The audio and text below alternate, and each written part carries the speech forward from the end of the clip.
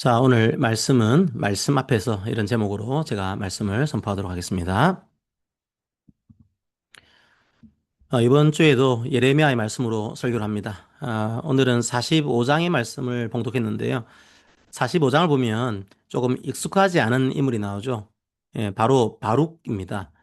바룩은 예레미야와 동역한 사람입니다. 예, 말씀을 기록한 서기관이었죠. 45장 1절을 보면 바룩이 예레미야가 한 예언을 책에 기록했다고 설명하고 있습니다. 자, 왜 그랬을까요? 자, 그 이유가 36장에 나옵니다. 36장 5절과 6절을 읽어드리겠습니다. 예레미야가 바룩에게 명령하여 이르되 나는 붙잡혔으므로 여호와의 집에 들어갈 수 없으니 너는 들어가서 내가 말한 대로 두루마리에 기록한 여호와의 말씀을 금식일에 여호와의 성전에 있는 백성의 귀에 낭독하고 유다 모든 성읍에서 온 자들의 귀에도 낭독하라. 바룩이 말씀을 기록한 이유는 두 가지로 볼 수 있습니다. 제일 큰 이유는 예레미야가 연금 상태에 있었기 때문입니다. 예언자의 가장 큰 역할이 뭡니까? 성전에서 하나님의 말씀을 전하는 겁니다. 그런데 예레미야가 성전에 갈 수 없었던 겁니다. 그래서 하나님께서 그 말씀을 두루마리 책에 기록하라고 하시죠. 예레미야가 그래서 바룩한테 그 말씀을 기록하게 합니다. 그리고 자기는 성전에 들어갈 수 없으니까 바룩한테 그 두루마리의 말씀을 낭독하라고 부탁하죠. 예레미야가 입술로 말씀을 예언할 수가 없으니까 바룩이 기록한 말씀을 낭독할 필요가 있었던 거죠. 그런데 또 하나의 이유가 있습니다. 그 말씀을 낭독하기에 딱 적당한 시기였던 겁니다. 6절을 보시면요. 그 말씀을 언제 낭독한 겁니까? 바로 금식일입니다. 조금 이상하긴 합니다. 원래 고대 이스라엘은 금식일이 정해져 있었습니다. 지난번에 절기를 가지고 특강을 했는데요. 그 중에 대속죄일이 있었죠. 원래는 대속죄일에만 금식을 하면 됩니다. 그런데 본문을 보면 대속죄일로 볼 만한 내용이 아닙니다. 그러니까 굳이 금식을 해야 할 필요가 없는 날인 거죠. 자, 그러면 왜 금식을 했을까요? 45장 1절을 보면 그 힌트가 나옵니다. 바로 여호야김 제4년이라고 설명합니다. 여호야김 제4년 언제일까요? 예, 주전 605년을 말합니다. 그러니까 주전 605년은 세계사에서 아주 유명한 전투가 있었습니다. 그 세계사를 열심히 공부하신 분들은 한 번 정도는 들어봤을 전투입니다. 바로 갈그미스 전투입니다. 요즘도 미국과 중국이 패권을 차지하기 위해서 전 세계적으로 갈등이 점점 심해지고 있죠. 그 당시 근동 지역도 마찬가지였습니다. 누가 근동 지역에 패권을 질 것인가 그 갈등이 끊이지 않았습니다. 갈그미스 전투는 그 당시 근동 지역의 패권을 확실하게 바꾼 전투라고 할 수 있습니다. 과거에는 아시리아가 근동 지역에 패권을 쥐고 있었습니다. 하지만 바빌로니아가 아시리아 수도 니느웨를 이미 함락했습니다. 아시리아는 이미 거의 망한 상태였습니다. 바빌로니아가 새로운 강대국으로 떠오른 겁니다. 자, 그런데 또 다른 강대국 이집트가 있었습니다. 이집트가 이 근동 지역의 패권을 잃기 싫은 겁니다. 그래서 아시리아의 남은 세력과 연대해서 바빌로니아와 전투를 하죠. 그 유명한 느부갓네살왕이 지휘를 합니다. 그 당시에는 왕자였다고 볼 수 있는데요. 어쨌든 바빌로니아가 대승을 거둡니다. 이미 거의 망했던 아시리아가 이 전투를 통해서 완전히 역사에서 사라집니다. 이집트도 완전히 박살이 납니다. 대패를 당합니다. 갈그미스 전투 이후에는 사실상 이집트가 근동 지역의 패권을 잡은 적이 없습니다. 고대 근동 역사를 완전히 바꿔버린 사건이었죠. 바로 그 전투가 주전 605년에 있었던 겁니다. 남유다가 어땠을까요? 엄청 겁이 났을 겁니다. 믿었던 이집트가 속절없이 무너졌습니다. 아시리아는 완전히 역사 속에 사라졌습니다. 바빌로니아가 그 다음 노리는 나라가 남유다입니다. 이미 아시리아도 무너졌습니다. 이집트도 패권을 잃었습니다. 남유다는 그런 나라에 비해서는 소국입니다. 이제 나라가 망할 수도 있는 위기 상황이죠. 아마도 그래서 금식을 선포했을 겁니다. 그리고 하나님, 제발 도와주세요. 외쳤을 겁니다. 어떻습니까? 하나님의 말씀을 선포하기 딱 좋은 날 아닙니까? 우리도 그럴 때가 있지 않습니까? 너무 힘들고 지칠 때 하나님의 말씀이 더 그리울 때가 있지 않습니까? 내 삶을 향한 하나님의 뜻이 뭘까 더 알고 싶을 때가 있지 않습니까? 바로 그때 사람들이 금식을 많이 하죠. 하나님이 나의 피난처입니다. 하나님만이 나의 생명입니다. 예, 그걸 고백하는 거죠. 그러면서 이 길이 맞습니까? 예, 기도하면서 하나님의 뜻을 구하는 거죠. 바로 남유다 왕국이 뭐 그런 상황이었던 겁니다. 하나님 좀 살려주세요. 이러다가 우리도 망하는 것 아닙니까? 어떻게 해야 할까요? 예, 금식을 하면서 기도하는 상황이었던 겁니다. 예언자가 예언하기에 얼마나 좋은 때입니까? 알겠다. 이제 어떻게 하는 게 하나님께서 원하시는 일인지 알려주겠다. 예, 그렇게 말하면서 선포하는 거죠. 바룩이 바로 그 말씀을 낭독한 겁니다. 물론 지금은 계시가 완성된 시대입니다. 우리 교회는 세례를 받은 분들이 돌아가면서 매주 말씀을 봉독하고 있습니다. 예, 과거 바룩이 했던 역할들을 하고 있는 겁니다. 단순한 일이 아닙니다. 주님, 어떻게 해야 우리가 살 수 있습니까? 그 질문에 대해서 하나님의 말씀을 낭독하고 있는 겁니다. 기록된 말씀을 낭독하는 것, 우리에게 그 일을 맡기신 겁니다.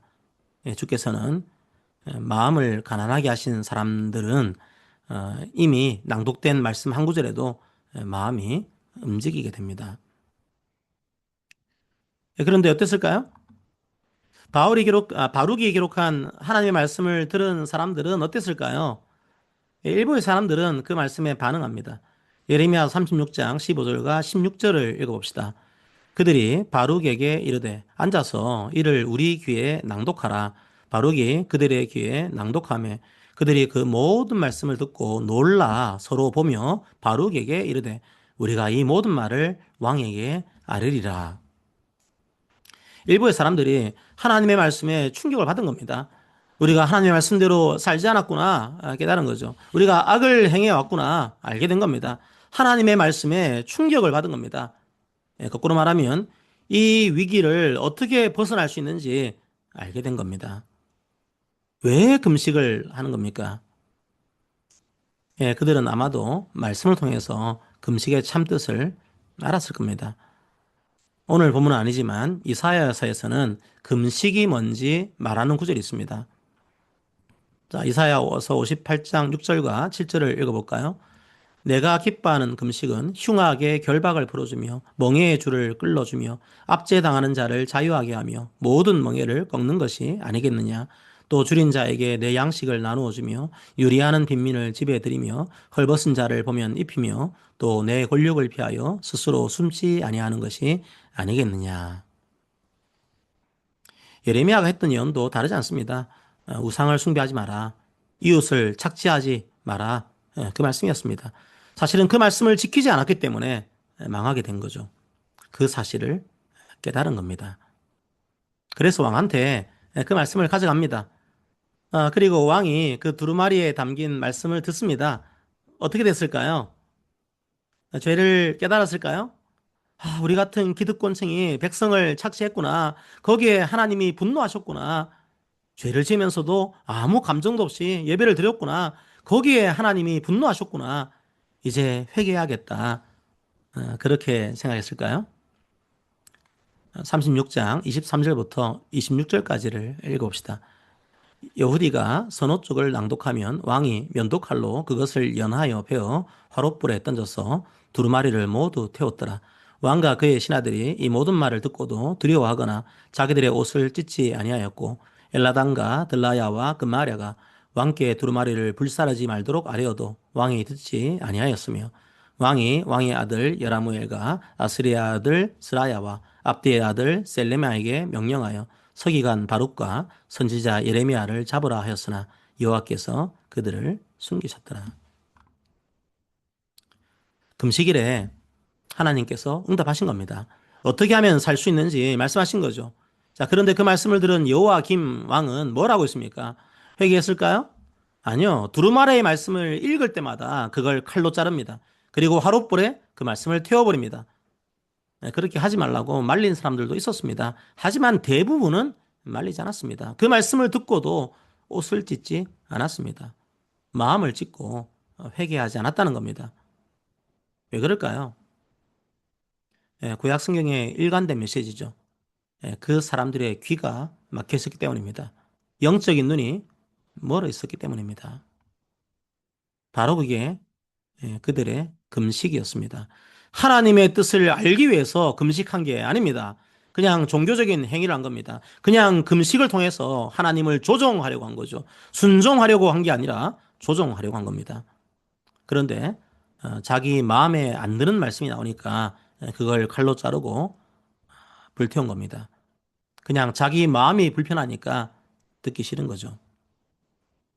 제가 아주 예전에 페북에 그 착시에 대해서 글을 쓴 적이 있습니다.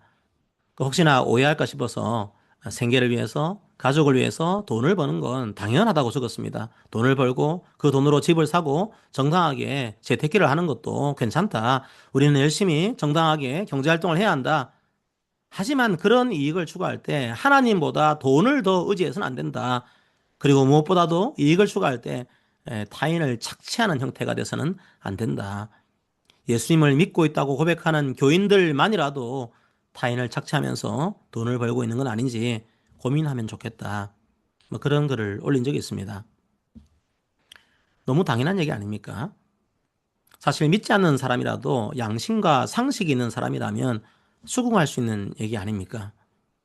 굳이 신자가 아니라도 고개를 끄덕일 수 있는 얘기인데 불편한 댓글이 몇 개 달린 적이 있습니다. 그냥 듣기 싫었던 겁니다. 불편했던 겁니다. 그래서 제 말을 자기 마음의 화롯불에 불태운 거죠. 여호야김 왕도 그 말씀이 싫었겠죠. 그래서 그 말씀을 불태웁니다. 예레미야는 감금이 되어 있습니다. 말할 수 없습니다. 그리고 바룩이 기록한 두루마리의 말씀도 불태워졌습니다. 이제 하나님의 말씀은 사라지는 걸까요? 아닙니다. 예레미야 36장 27절과 28절을 봅시다. 왕이 두루마리와 바룩이 예레미야 입을 통해 기록한 말씀을 불사른 후에 여호와의 말씀이 예레미야에게 임하니라. 이르시되 너는 다시 다른 두루마리를 가지고 유다의 여호야김 왕이 불사른 첫 두루마리의 모든 말을 기록하고. 하나님께서는 다시 예레미야에게 말씀하십니다. 다시 다른 두루마리를 가지고 와서 이 말씀을 기록해라.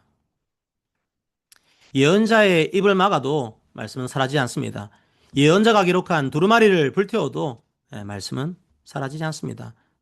사람들이 말씀을 거부해도 그 말씀은 주님의 숨결입니다. 그 말씀은 사라지지 않습니다. 말씀을 거부한 사람들만 사라질 뿐입니다. 예레미야 36장 30절을 봅시다. 그러므로 여호와께서 유다의 왕 여호야김에 대하여 이와 같이 말씀하시니라. 그에게 다윗의 왕위에 앉을 자가 없게 될 것이요 그의 시체는 버림을 당하여 낮에는 더위 밤에는 추위를 당하리라. 여호야김이 말씀을 불태웠지만 말씀은 사라지지 않았습니다. 오히려 자신의 시체가 더위 속에서 그리고 추위 속에서 버림을 당했을 뿐입니다. 우리들도 그럴 때가 있습니다. 자기한테 부담스러운 말씀은 듣기 싫어합니다. 구약 성경은 우상 숭배를 하지 말라 끊임없이 말합니다. 동시에 이웃을 정의롭게 대해라 그것도 끊임없이 말합니다. 가난한 자와 과부와 고아에 대한 말씀이 사라진 적이 없습니다. 왜 그럴까요? 바로 그게 하나님의 마음이기 때문입니다. 한국 교회는 지나친 이분법에서 살아왔습니다. 어떤 교단은 개인 구원만 강조합니다. 어떤 교단은 이웃에 대한 공의만 강조합니다. 그 두 가지가 따로 움직이는 겁니까? 하나님 사랑과 이웃 사랑이 따로 움직이는 계명입니까? 하나님의 말씀이 낭독될 때 그 말씀 그대로 바라봅시다. 말씀은 때로 우리의 마음을 불편하게 합니다. 네, 맞습니다. 저도 그럴 때가 있습니다. 저의 가치관, 저의 생각과 다른 말씀이 나올 때마다 이 말씀을 적고 다른 말씀을 봤으면 더 좋겠다. 그런 생각이 들 때도 있습니다. 마음이 어려운 거죠. 하지만 그럴 때마다 여호야김처럼 우리도 그냥 말씀이 불편하다는 이유로 그 말씀을 화롯불에 던지고 있지는 않은지 돌아봐야 합니다. 말씀은 사라지지 않습니다. 특히 믿는 자들과 함께 하시는 성령 하나님께서 계속 그 말씀을 떠오르게 할 것입니다. 여호야김 왕처럼 거부하지 말고 그 말씀의 소리에 귀를 기울이는 우리 성도님들이 되기를 축복합니다. 자, 그런데 예레미야와 바룩을 생각해 봅시다. 이 말씀을 전하는 게 그렇게 편했을까요? 그냥 예언자들은 AI 스피커 같은 사람들이었을까요? 뭐 KT 지니처럼 네, 하나님 말씀하세요. 제가 토시 하나 안 틀리고 그대로 전달할게요. 뭐 그렇게 아무 감정도 없는 사람들이었을까요? 그냥 기계적으로 말하는 사람들이었을까요? 그냥 황홀경에 빠져서 방언하듯이 말씀을 전하는 사람들이었을까요? 천만에요. 어, 아니요. 오히려 그 반대입니다. 그들은 또렷하게 이성을 가지고 말씀을 전했습니다. 죄를 슬퍼하는 사람들이었습니다. 사람들이 죄로 인해 고통받는 것을 누구보다 아파하는 사람들이었습니다. 너희들 망할 거야. 이 나쁜 놈들아. 두고 봐. 지금은 내 욕하고 있지. 그런데 결국 내 말대로 될 거야. 뭐 그런 식으로 비꼬는 사람들이었을까요? 혐오하는 사람들이었을까요? 저주하는 사람들이었을까요? 아닙니다. 고통스럽게 말하는 사람들이었습니다. 삶이 아니라 죽음의 길로 가고 있는 사람들을 슬퍼했습니다. 그래서 외치고 또 외쳤습니다. 그 길은 사망의 길입니다. 그 길로 가면 죽습니다. 제발 돌아오십시오. 처절하게 외치고 또 외쳤습니다. 하지만 돌아오는 건 오히려 저주였습니다. 하지만 주님은 계속 외쳐라 말씀하시죠. 얼마나 그 과정이 힘들었을까요? 예레미야 45장 2절과 3절을 읽어봅시다. 바루가 이스라엘의 하나님 여호와께서 네게 이같이 말씀하셨느니라. 네가 일찍이 말하기를 화로다. 여호와께서 나의 고통에 슬픔을 다하셨으니 나는 나의 탄식으로 피곤하여 평안을 찾지 못하도다. 사실 바룩은 예레미야가 받은 하나님의 말씀을 그냥 기록하는 사람이었습니다. 하지만 그 말씀을 기록하는 것도 힘들었습니다. 자기 민족이 저지르고 있는 죄의 무게를 힘겨워했습니다. 그리고 그 죄 때문에 받게 될 형벌도 아파했습니다. 말씀 한자 한자를 적을 때마다 탄식이 바룩의 입술을 채웠습니다. 게다가 의문이 듭니다. 말씀을 전한 예레미야를 성전 출입을 할 수 없도록 막아버리죠. 이제는 할 일 다 했다. 뭐 그렇게 생각할 수도 있지 않을까요? 아니요. 그랬더니 이제 바룩을 통해서 말씀을 기록하게 합니다.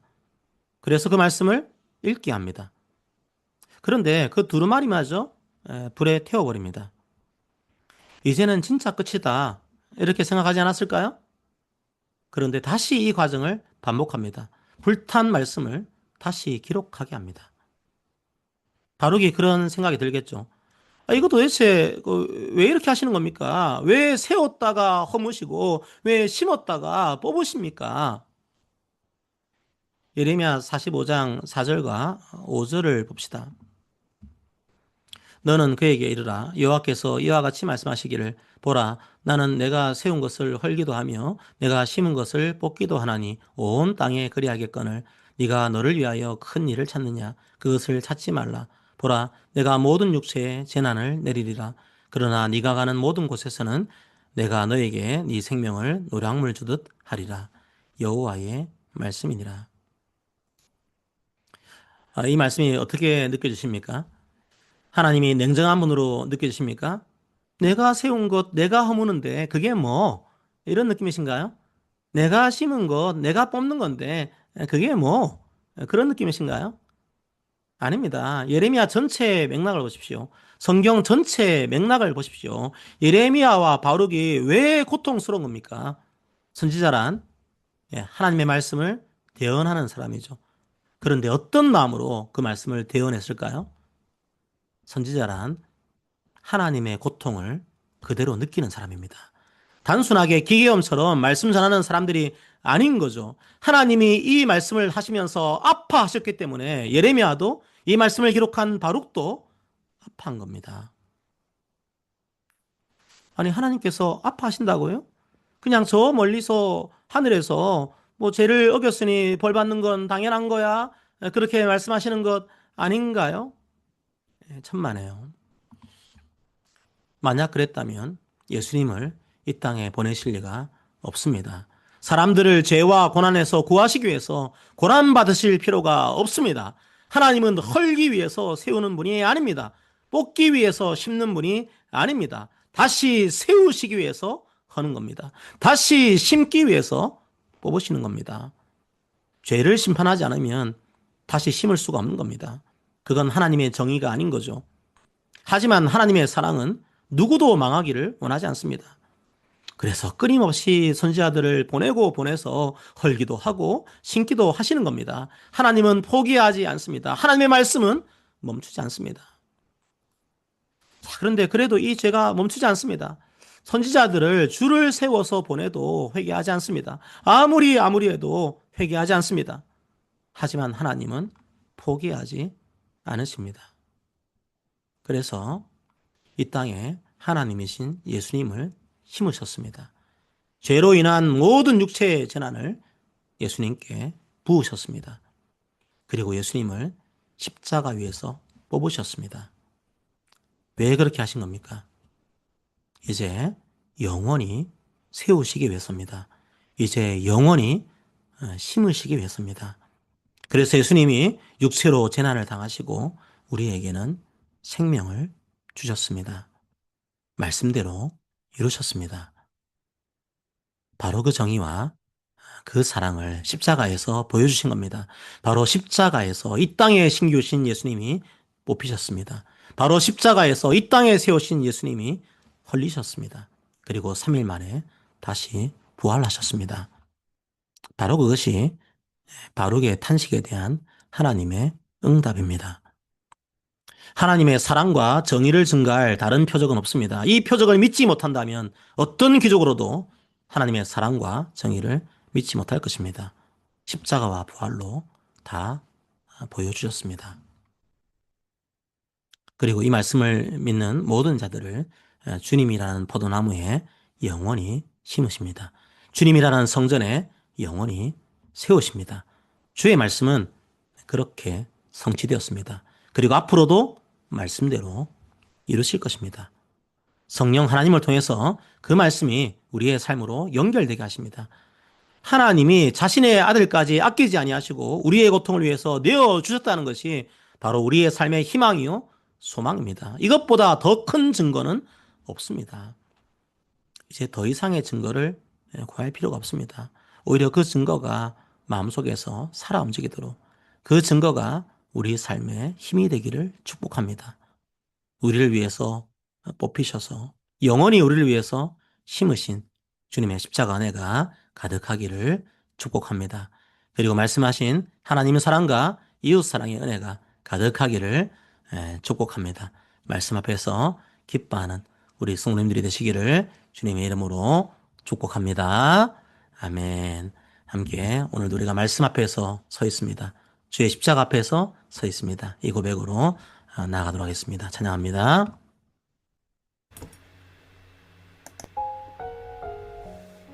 주님, 우리가 주님의 말씀 앞에 섰습니다. 이 찬양을 받아주시옵소서.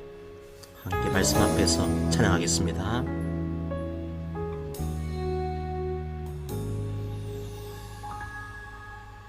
말씀 앞에서 경외함으로 주께 홀로 섭니다. 생명의 말씀 읽고 순종해 주를 예배합니다. 기록된 말씀 힘이 있어서 진리로 우리 거룩해 하며 거룩한 말씀 세세 영원히 복음이 되어 말씀하시네.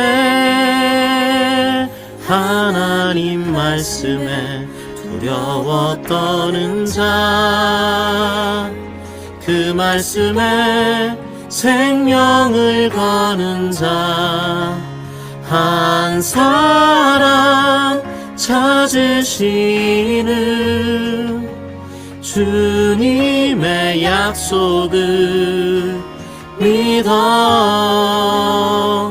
하나님 말씀에 운명을 거는 자 순종하며 주 따라가는 자 영원한 하나님 나라 이뤄갈 주의 교회여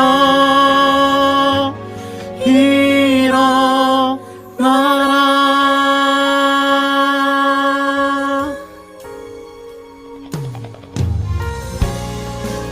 다시 한번 찬양할까요? 말씀 앞에서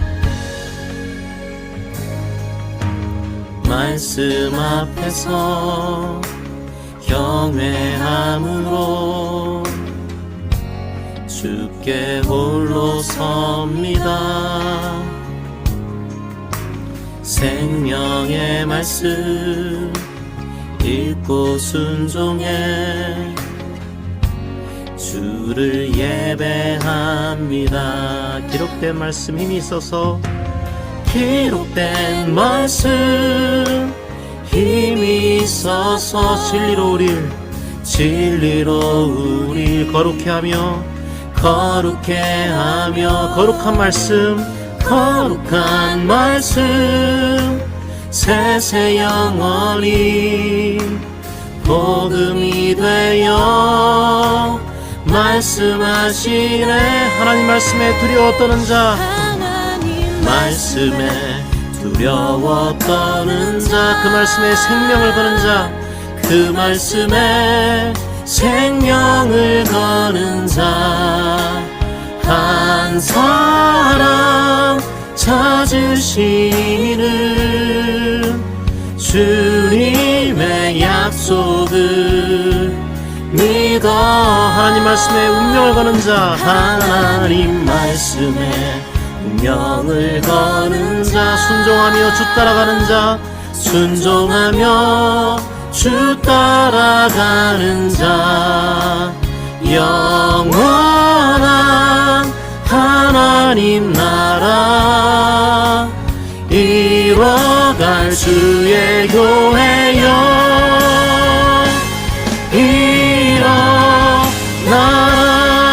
일어나라. 주 말씀은 우리를 구원에 이르는 지혜이니 목숨과 내 뜻 다해 그 말씀에 복종하라. 하나님 말씀에 두려워 떠는 자 그 말씀에 생명을 거는 자 한 사람 찾으시는 주님의 약속을 믿어 하나님 말씀에 운명을 거는 자 순종하며 주 따라가는 자 영원한 하나님 나라 이뤄갈 주의 교회여 일어나라.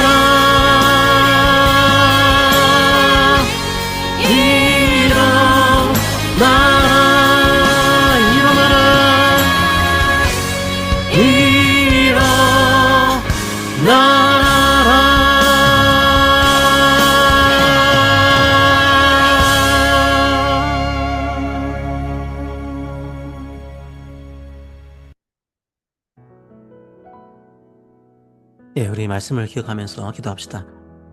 위기의 순간에 남유다는 금식을 선포했습니다. 금식의 날에 말씀이 그들의 귀에 들렸습니다.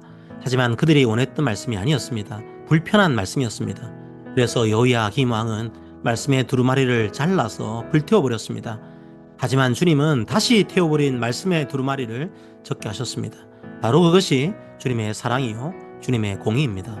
끊임없이 말씀을 불태우는 인생들을 위해서 예수님께서 직접 이 땅에 신기셨고 이 땅에서 뽑히셨습니다. 죄를 지은 자처럼 고통당하시고 우리에게 영원한 생명을 주셨습니다.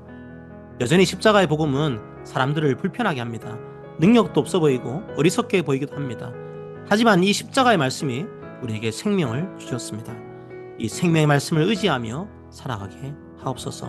자기 탐욕의 화롯불에 이 말씀을 태워버리지 않게 하옵소서. 함께 오늘 말씀을 기억하면서 기도하겠습니다. 기도합니다. 네, 성도 여러분, 서로가 서로에게 권면하도록 하겠습니다. 사랑하는 성도 여러분, 인생의 위기 앞에서 우리는 기도합니다. 그때마다 주님께서는 우리에게 말씀으로 응답하십니다. 여호야김 왕처럼 주의 말씀을 자르지 맙시다. 주의 말씀을 화롯불에 불태우지 맙시다. 예레미야처럼 그리고 바룩처럼 다시 우리 마음판에 새겨진 말씀을 묵상합시다. 영원한 그 사랑과 영원한 그 공의를 묵상합시다. 그 생명을 풍성하게 누리시기를 축복합니다. 아멘. 자, 오늘 말씀의 뜻을 생각해서 이사야서 40장 8절 말씀으로 오늘 말씀을 정했습니다. 아무리 여호야김 왕이 불태워도 하나님의 말씀은 영원히 서 있고 주의 십자가로 그 말씀은 확증되었습니다. 함께 이사야 40장 8절 말씀으로 함께 말씀을 읽겠습니다. 풀은 마르고 꽃은 시드나 우리 하나님의 말씀은 영원히 서리라 하라. 아멘.